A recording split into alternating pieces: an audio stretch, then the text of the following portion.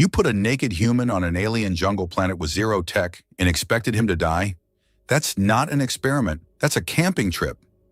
The broadcast room of the Galactic Broadcast League erupted into a mixture of clicking mandibles, flaring gills, and humming tentacles. Dozens of species, some aquatic, some fungal, some crystalline, gathered for the most anticipated episode of the galaxy's hottest reality series, Trial of Species 08. The rules were simple. No clothes, no tools, no outside help. One representative per species dropped into a neutral death class world. No technology, no weapons, no favors. Whoever survived the longest would win resource sovereignty for their entire race.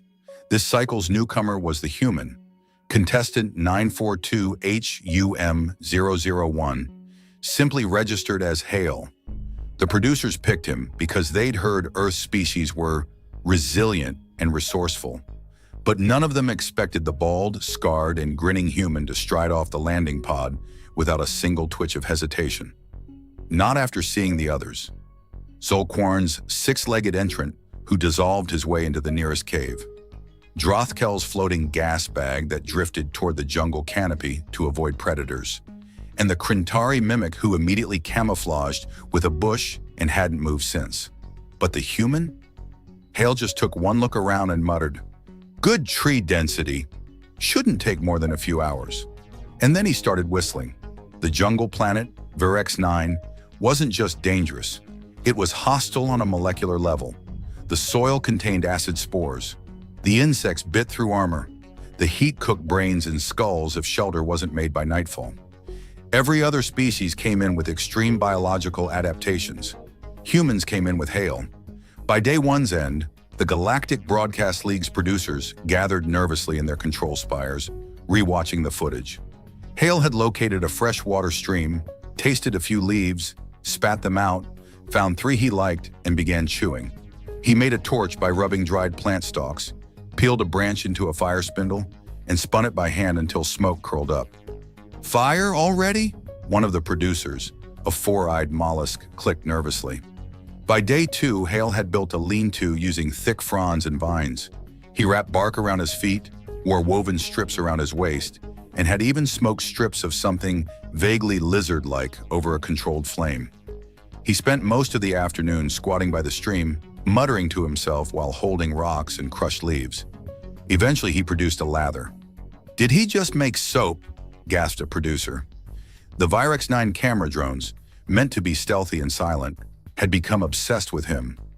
The other contestants were hiding, bleeding, or slowly dying. The Krintari mimic hadn't eaten in 48 hours. Drothkel's gas bag was deflating from an aerial parasite. But Hale? He was clean. His camp was fortified. And he had added insulation to his shelter with clay from the stream bed. When an apex predator, a 4-eyed, fang-laced worm beast, lunged at him during night 2, he screamed, "Not today!" dodged it, and stabbed it in the mouth with a stick he'd charred into a spike. "Victory goes to the prepared," he said, panting. The galactic viewers exploded with theories. Maybe humans are minor shapeshifters. Is this one enhanced? This isn't normal. Why is he talking to himself constantly? Does he even know he's being recorded? But the truth was simpler. He was having fun. By day 3, while the Drothkel expired from mold inhalation and the Krintari mimic tried and failed to digest its own limb for nutrients, Hale had upgraded his shelter into something that resembled a small hut. He'd insulated it against heat using sun-dried mud and plant husks, redirected smoke through a makeshift vent, and placed a rock basin near his fire. The basin began to collect purified water from his slow-boil method. "I figured y'all were watching by now," he said to no one. "So here's your day 3 update. I got clean water, some basic sanitation, a reliable protein source, tastes like gator for those asking, and even a decent mattress if you count woven moss." He stepped aside and motioned proudly to a raised platform of sticks, leaves, and vines. Luxury jungle living. Galactic scientists scrambled. They reviewed human physiology again. Nothing suggested he should be doing this well. His sweat rate was high, his caloric needs immense, and his immune system average. Yet there he was, glowing, singing something about gumbo, and tossing fruit into his stew. He'd even carved a few primitive tools. A commentator finally broke protocol. Has the human read about this? Did he train for this? The League's archival AI responded flatly, according to records, human males between the ages of 18 and 65 often subject themselves to self-imposed survival challenges. Many even pay to do so for recreation. The silence that followed that announcement was legendary. Let me get this straight, the head producer whispered, antennae trembling. This isn't a military test subject. This isn't a genetic outlier. This is a regular human? Correct, the AI replied. Hale registered for the show voluntarily after hearing it involved wilderness survival. His only request was that he be allowed to bring his lucky flint rock. Request denied. One of the camera drones zoomed in on Hale as he sat by his fire, scraping the inside of a fruit rind with a pointed stick. He sniffed it, then nodded, then smiled like he'd just discovered gold. Soap berries, he muttered.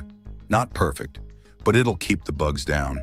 And once I find a bitter ash plant, I'll have basic lye. Bet I can mix that with fat if I render enough off that worm thing. He stood up, stretched, and casually swatted a three-winged biting insect from his neck. God, I love camping. The League officials scheduled an emergency meeting. They didn't understand what they were seeing. The trial was never about winning. It was about enduring. And the human wasn't enduring. He was thriving. On day 3, the scoreboard flashed red. 2 of the surviving contestants were in critical state. The third had buried itself and entered biological stasis. And Hale? He'd started carving a chair. On the morning of day 4, Hale found a surprise. Buried at the edge of his camp, just under the clay-rich soil he'd been using for insulation, was a small object wrapped in what looked like waxed fiber. He blinked, dug it out carefully, and turned it in his hands. It was a root bulb, oval-shaped, dense, aromatic. He held it up to his nose, sniffed, then broke into a grin. Wild garlic. Oh, you shouldn't have. The camera drone hovering above didn't move, but the Galactic Broadcast League's control room did. An entire team of Zorvani analysts paused their nutrient drip feed lines mid-slurp. He's foraging better than our own botanist predicted, muttered one. That bulb wasn't listed in the survival data. Another replied, he's finding useful flora faster than our AI-compiled library. By smell. Meanwhile, Hale sat cross-legged by his fire pit, slicing the root into thin slivers with a sharpened flake of obsidian he'd napped the night before. He added it to a bubbling stew of stewed fungus, charred worm meat, and a few bitter greens he'd discovered in the northern bend of the jungle. Bit more salt and we'd have a real meal, he mused aloud, stirring his concoction with a carved stick. Course, the sweat crust on my shirt might work in a pinch. The viewers howled. Comments flooded the broadcast stream. He's eating like royalty. Is that seasoning? Why do humans act like they're at home in planetary hellscapes? But this wasn't even the most alarming development. By midday, Hale had taken to experimenting with something new. He'd begun drying the long, fibrous stems of a jungle vine. He split them down their lengths, pounded them with a smooth stone, then braided them into what looked like rope. Not just rope, usable cordage. Strong, flexible, durable. He tied several lengths together, created loops, and anchored them to trees. By the time the sun dipped into the tree line, Hale had crafted a small snare trap that would make any wilderness instructor proud. The trap caught a lizard rat by nightfall. Dinner and a belt, Hale grinned. Gotta start looking civilized soon or I'll forget how. While the other species lay half dead or immobile in fear, the human had moved on to interior design. He hung bundles of herbs near his fire to dry. He fashioned a crude shelf. He'd even carved a decorative spiral into one of the supporting beams of his shelter. Psychological adaptation. Dangerously high, murmured the lead psychologist on the League panel. He's not just surviving, he's flourishing. He's showing signs of long-term settlement behavior. This isn't trauma management. This is homesteading. The panel stared in disbelief as footage rolled. Hale had begun shaping a clay bowl.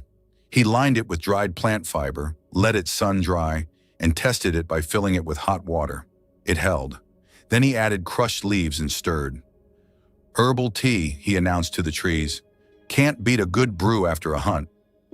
By day 5, the only other active contestant, the burrowed Krintari mimic, attempted to escape the trial grounds entirely. It had tunneled toward a geothermal vent to regulate its temperature, but in doing so had wandered outside the sanction zone. Disqualified, evacuated by drone. The scoreboard now showed one name: Hale. Status: active. Vitality: optimal. Now, for the first time in Trial of Species history, a single contestant remained not due to attrition or luck, but because no one else could keep up. The show's producers were stunned. Should we stop the trial? He's already won. But the viewership metrics said otherwise. The galaxy was hooked. Hundreds of species were now watching not to see if Hale would survive, but what else he would come up with. The show wasn't about competition anymore. It had become a tutorial. On day 6, Hale shocked everyone again, not with a new invention or tool, but with what he didn't do. He rested. He spent the morning reclining on his moss mattress, hands behind his head, humming something called Sweet Home Alabama. When a camera drone zoomed in, he waved. "Recovery day," he said. "Takes a toll, you know. Can't be all fire-making and tree-felling. Gotta let the muscles heal." Then casually, he tossed a small fruit to a bird-like creature perched nearby. It chirped, took the fruit, and flew off. He nodded. "That one's been coming by every morning. Think it likes the singing." The producers froze. Was he domesticating wildlife? "He's taming a native species," gasped one of the xenobiologists. "He hasn't even gone feral. He's forming interspecies bonds." Back at camp, Hale stood and stretched. "All right, rest's over. Time to get fancy." He walked to a flat patch of earth and began digging. By nightfall, he'd shaped a depression, lined it with stones, and filled it with water. A primitive cistern. A producer whispered, "He's building infrastructure." On day 7, he stood beside his now finished water pool, holding a stick with feathered fletching on one end and a sharpened tip on the other.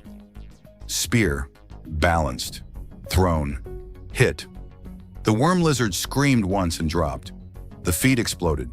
By day 8, Hale had a calendar. Not a high-tech gadget, not a digital readout, just a row of vertical scratches on a flat slab of bark hanging inside his shelter. 7 neat lines stood side by side, and he added the 8th with a piece of charcoal from his fire pit. "Gotta keep track," he muttered. "Days start blending when you're busy being a one-man civilization." His breakfast consisted of roasted lizard meat, a handful of steamed nut pods, and a drink made from boiled roots that somehow didn't poison him. He tested every food with a methodical, almost ritual-like process. Sniff, rub on inner arm, chew a tiny bit, wait an hour. It worked. He hadn't gotten sick once. Meanwhile, the Galactic Broadcast League was in disarray. The show's original purpose had crumbled. It was no longer a survival contest. It was a live masterclass in primitive engineering, cross-species psychology, and mental resilience.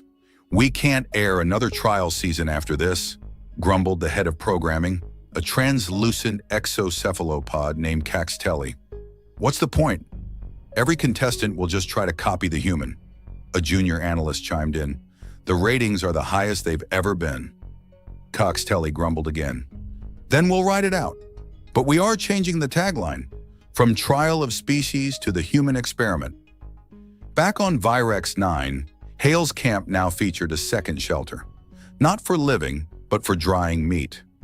He'd figured out how to smoke and preserve it by hanging strips on a wooden rack above a controlled flame, then sealing the storage inside hollow logs. A rain catch system had also been added, broad leaves stretched across split branches, funneling water into ceramic pots he'd hardened in a fire pit. "That should hold through dry spells," he said proudly to the drone overhead. "If you're still watching, I'm accepting suggestions for what to build next. Don't say radio. I'm keeping to the rules." The comments section exploded. "Build a raft. Make armor. Teach the local animals to form a militia." Hale chuckled when a fruit dropped nearby. The same bird creature that had been visiting him now landed on a branch, eyeing him curiously. He tossed it another fruit. "You again? I'll name you Melvin." Melvin squawked. That evening, Hale sat by the fire whittling more spear tips. One had a barbed design, one was flat and wide. and another he shaped like a trident for fishing. He wasn't just replicating tools, he was optimizing them. The League scientists went into full crisis mode. He's entering developmental progression. This is the Neolithic leap, on day 8. I'm seeing pre-agricultural behaviors. Did he just domesticate a bird? Someone run a simulation. How far will he get if we leave him for 30 days? But the human wasn't thinking about simulations. He was watching the stars. Constellations are off, he muttered. That one's got a bend. Could be useful for direction tracking. He used a piece of charcoal to draw shapes on the inside of his shelter, a crude star map. On day 9, the weather turned. Thick clouds rolled in. The air grew heavy. Then the first crack of thunder echoed across the jungle. Hale didn't flinch. He calmly gathered dry wood into his shelter, dug a runoff trench around it, and stacked his supplies on raised platforms. As the first sheets of rain poured, he sat cross-legged, completely dry, sipping warm root tea. The other shelters, what remained of them, collapsed under the wind. The worm lizard burrows flooded. Debris flew through the air. Trees cracked. Hale's structure held. Didn't expect the storm so soon, he said, but I'll take the free water. By morning, he'd assessed the damage, checked his snares, and resecured his drying racks. He lost one pot but found a better clay deposit washed out by the flood.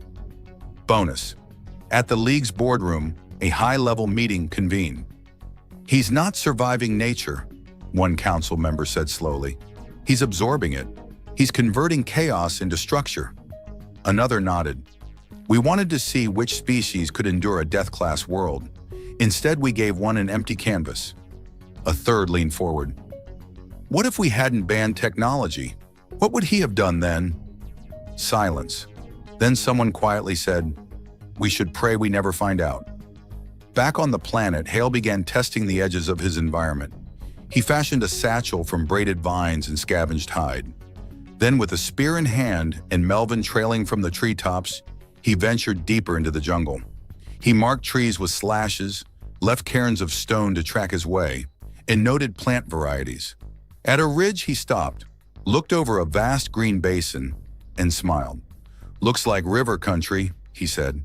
"Might be good farmland." Farmland. The word sent tremors through the League's viewing corps.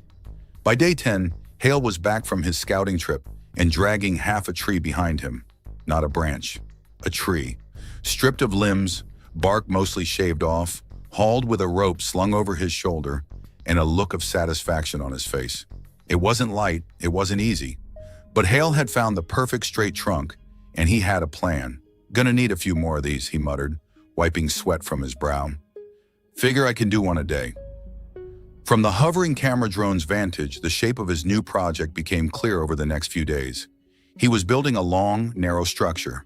At first, observers thought it might be a defensive wall, but the true purpose became unmistakable once he started laying cross beams, carving rounded ends, and sealing the inside with layers of waterproof clay and melted tree sap.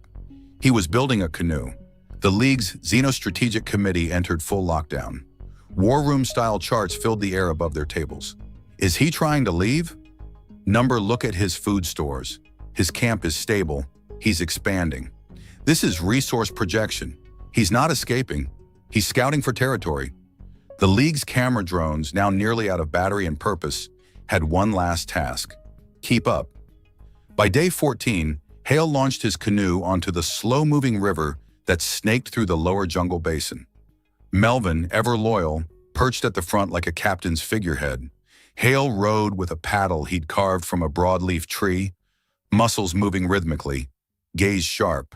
He found fish, edible ones. He found plants with starchy roots. He even found a type of moss that clung to the rocks and turned slippery when squeezed. He rubbed it between his hands. "Soap substitute," he nodded. "Good backup." He didn't just harvest, he replanted. Dug little furrows in the wet soil by the water's edge, pressed seeds in, covered them gently. He didn't say much, but the drone caught the quiet line. "Leave it better than you found it." Back at camp, things had changed too. He'd reinforced the shelters, hung new racks, upgraded the drying house with smoke vents, and lined the trench with flat stones to stop erosion. He even built a footbridge from camp to the stream so he wouldn't need to wade every time he wanted water. Then came the moment that made history. Day 17. Hale carved something into a tree near the entrance to his camp. When the drone zoomed in, it found clear human lettering scorched into the bark. Colony 1. Every council, military observer, cultural anthropologist, and ratings executive across the galaxy fell into stunned silence. He hadn't just survived, he had claimed. The League immediately voted to end the trial. Not because of safety, Hale was in no danger. Not because of public pressure, viewership was still climbing, but because the premise had collapsed. The trial had assumed the absence of technology would handicap every contestant equally. It hadn't.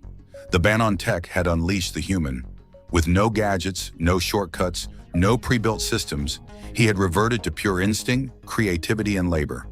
While others waited to be rescued or died in fear, he improvised, adapted, and evolved. He turned absence into opportunity. When the drone signaled the official termination protocol, a message appeared on the public feed. Trial concluded. Species 942. Victory confirmed.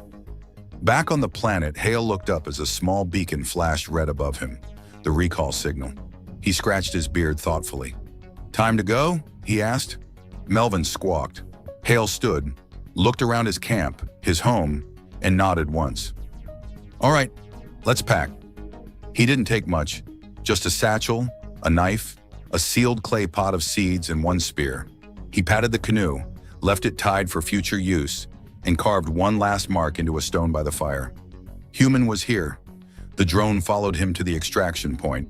As he waited for the transport pod, he stared at the jungle, hands on hips. You know, he said, if you'd let me bring a multi-tool, I'd have had electricity by now. That line alone broke galactic record books. It became a meme, a slogan, a philosophy. It was printed on mugs, shirts, and survival kits, from Alder Prime to the Vishari Fringe. Alien school children memorized it. Human schools started offering primitive survival tactics as a science elective. But it wasn't just the line, it was the outcome. Hale returned to Earth not as a contestant, but as a symbol.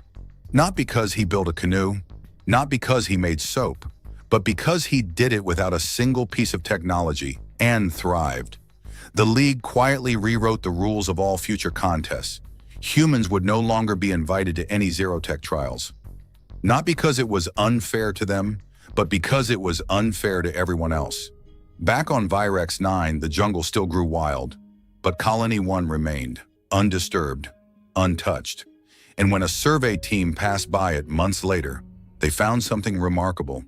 Hale's replanted crops were thriving. His traps still worked. His shelter still stood. And Melvin?